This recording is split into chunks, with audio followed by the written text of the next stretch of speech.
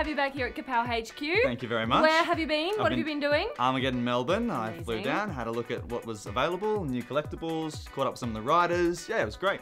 Cool, you do like getting out to all those expos and things, don't you? I do, yeah. Just like seeing what the vibe's like and yeah, just seeing how they all differentiate from one another. It's fantastic, yeah. So how was Armageddon then? Well, let me show you instead of talking about it.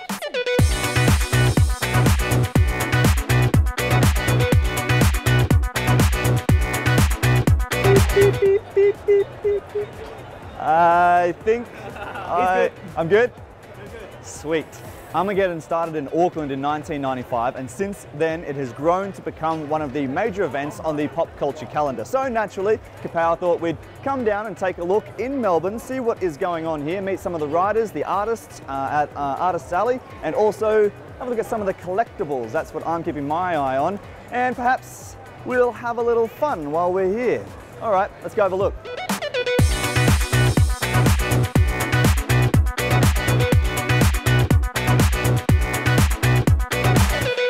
Alright guys, I'm here with the wonderful Ian Churchill. Thank you for joining us on Kapow. You might know his work of Deadpool, Uncanny X-Men, and also notably Cable. So, and this is something that he wrote and illustrated himself called Marineman. Can you tell us a little bit about Marineman? Marineman is series, yeah? It's a dream come true. Really, beautiful. It's something I always wanted to do. Your baby? It is, yeah, pretty much. I created it when I was 8 years old. Wow. 1977, and I got the go-ahead from Image to give it a go, and they published it. And it's just been brilliant. I've got a lot of families come to shows, and kids love it. Great. And I've had a whale of a time. What was, what inspired you to write this at 8 years old? At 8, the old Jacques Cousteau stuff, actually. Yeah, I was a big fan of his documentaries. I used to watch them with my granddad when I was a kid. And the word marine kept cropping up, and I loved superheroes. And I don't apologise for that. I still love superheroes. Great. And I love the bright colours that I'd see in the comics at the time and what have you. And I kind of wanted to emulate that when I got. I mean, the character evolved over the years. It was very much a simplistic character when I created it because I was only 8. But it's one of those characters I kept coming back to. It was one of my first creations. Great. And as it evolved over the years, I kept thinking, I could just add that bit and add that bit, and it grew into an underwater character which was different to the Marvel and DC ones. Yeah, great. Something that I figured if I was going to do this, I had to make it as different as possible. Right, thank you very much for joining us today. Thank you. Cool.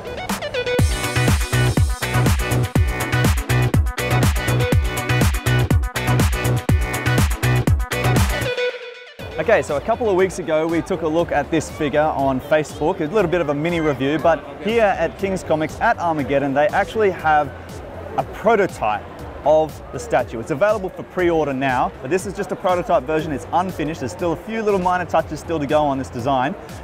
Basically, we have the 6th scale Batman by Jim Lee. Now, it's based on Jim Lee's unique vision of Batman. The armor itself is made of 85% die-cast metal alloy. It's incredibly heavy for a 6th scale figure. Also has 50 points of articulation, which is fantastic. The good thing about this statue is it strikes a fine balance between being a statue and a figure. Unlike other 6th scale figures like your Hot Toys, which look a bit more like dolls, this here can also stand as an individual museum piece. What is great about this also comes with the posable and removable cape. At the moment, it doesn't have the magnets to attach to Batman's shoulders, but it will have. It also comes with the Batarang and grappling hook accessory and this great dragon gargoyle, which will be a magnetic base for Batman to pose on. It's a fantastic figure. It's a big buy from me, and yeah, it's available for pre-order right now. I'm gonna get me one. Got for it?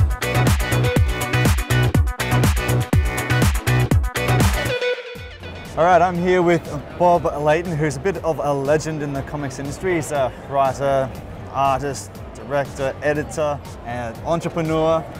Tell me, I've done everything but put staples in the books, basically. Have you had to stay flexible because of the industry, or because you like to challenge yourself? No. Well, one, yeah, of course, challenge yourself. I mean, what artist in any art field doesn't grow?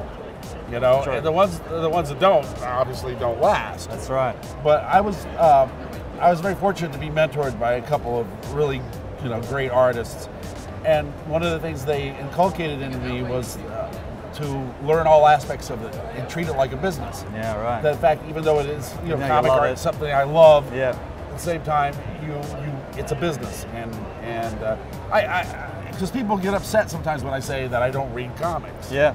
But I haven't read comics in a long time. Wow, yeah. Well, and I equate it to being, when I run my companies, I equate it to being a cocaine dealer. Yeah. You can't be a dealer and a user, and do it efficiently, you know? That's right. And so my Dick Giordano, who's one of my mentors, and the one I credit the most, said to me, if you're going to do this as a profession, you got to give it up as a hobby. All right.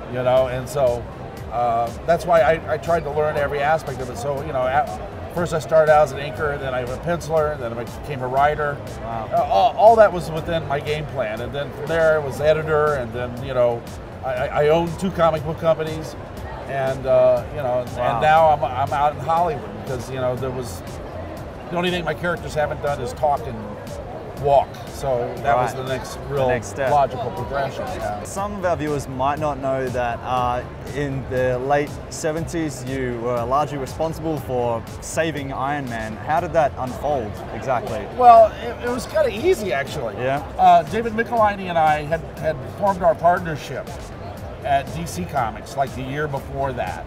It was like 77. And this is David. Yeah, I'm old, okay? But I was a teenager then, all right? And what happened was we saw that they were going to have a big cutback. We kind of felt it coming at DC. And I had worked at Marvel the previous year, and I said, well, I convinced Dave to go. And David had never been a Marvel guy. He's been kind of a DC guy. Yeah, right. So he wasn't real familiar with the characters. So I convinced him to jump ship. So we went over and applied for a job together as a team, as a co-plotting writer, inker team. Right. Which was weird enough right there, because there'd never been such a thing. But they had like 3 books available. They were all labeled to be canceled.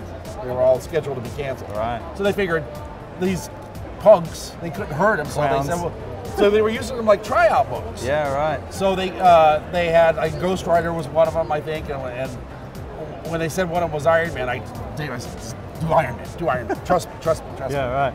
Because as a kid, I had made my own Iron Man comics. It was one of those things that I always saw the potential in that character, and I always hated what they did with it. Yeah, right. And it's like, because it never looked like armor, and it's like Tony Stark was just kind of a facade. And I was like, as a kid, I'd much rather be Tony Stark than Iron Man. It's like, that's the life. Yeah. So the whole rock star persona of Tony Stark kind of came in with that. So they gave us pretty much carte blanche to do whatever we want. So we came in, as you notice, the first couple issues, we kill everybody. Yeah.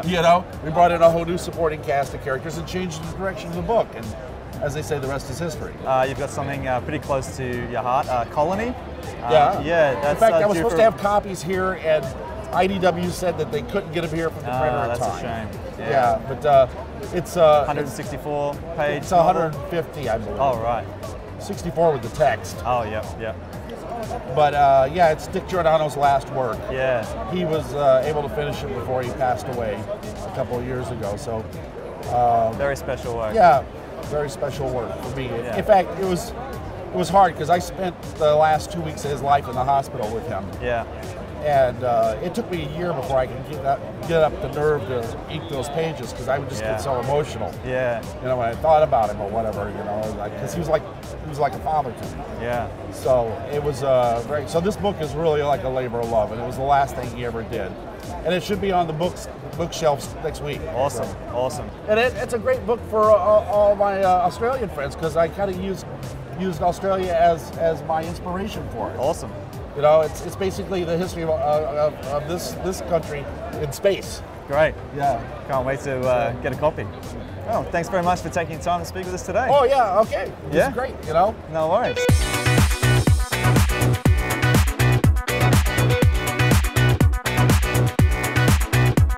That is awesome. It looks like you had an amazing time at Armageddon. I did. I had an awesome time. Yeah. One of the best things about the exhibitions, though, is what happens outside, not necessarily what happens inside. Cool. Outside, there were so many people hanging out, just a real sense of community. They were sitting on the ground, swapping cards, playing cards. They were out in the park, they're kicking a ball around. They were cool. Gangnam dancing.